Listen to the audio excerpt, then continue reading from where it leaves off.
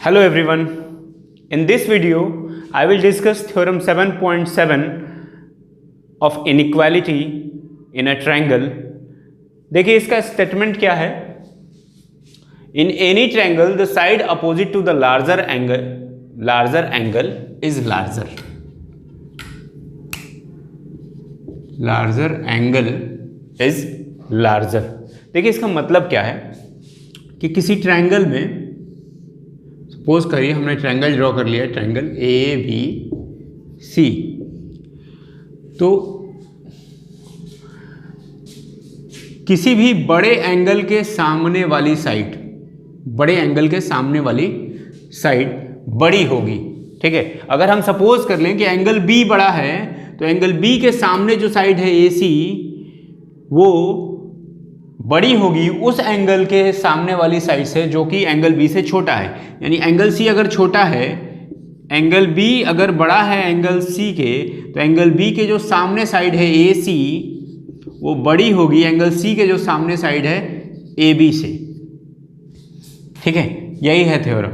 ऐसे ही अगर देख लें एंगल बी अगर बड़ा है एंगल ए से तो A C is greater than angle A के सामने कौन सी साइड है, बी सी से. यही है थ्योरम 7.7. तो देखिए हमारे पास गिवन क्या है, हमारे पास गिवन है इन ट्रायंगल ए बी सी हम सपोज कर लेते हैं कि angle B is greater than angle C. तो हमें क्या प्रूव करना है, to prove A C is greater than A B. तो आइए देखते हैं कि कैसे प्रूव होगा. तो देखिए हमारे पास तीन कंडीशंस हैं. क्या क्या हो सकता है, देखिए पहला कंडीशन ये है if possible let A C बराबर ए बी. देखिए अगर ए सी, सिंस ए सी बराबर A B then angle A B C is equal to angle A C B, या हम कह सकते हैं angle B is equal to angle C. But this contradict the fact that angle B is greater than angle C. So AC is not equal to AB. इसलिए AC AB के बराबर नहीं हो सकता, क्योंकि जब AC बराबर होगा AB के तो एंगल B और एंगल C बराबर हो जाएंगे. ठीक है, तो आइए अब देखते हैं दूसरा केस. दूसरा केस ये है कि if possible let AC is less than AB. ठीक है, since AC is less than AB मतलब कि AB is greater than AC. और थ्योरम 7.6 आपने पढ़ा है कि जब भी कोई साइड बड़ा होता है तो उसके सामने वाला जो एंगल होता है वो बड़ा होता है. AB के सामने कौन सा एंगल है, angle C is greater than angle B. मतलब कि angle B is less than angle C, but this contradict the fact that angle B is greater than angle C. ये ऑलरेडी गिवन है कि एंगल B बड़ा है angle C से, यहाँ तो एंगल B छोटा हो गया एंगल C से, मतलब ये भी सही नहीं है. So AC is not less than AB.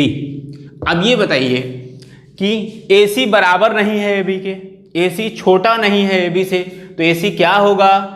एक ही कंडीशन अब बचती है, ठीक है, कि AC is greater than AB.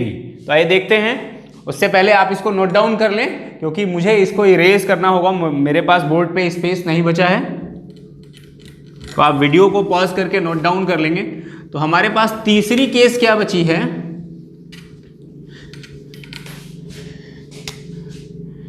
कि since AC is not equal to AB and AC is not less than AB, जब ये दोनों कंडीशन फॉल्स हो गई, so AC is greater than AB and if AC is greater than AB, then angle B is greater than angle C.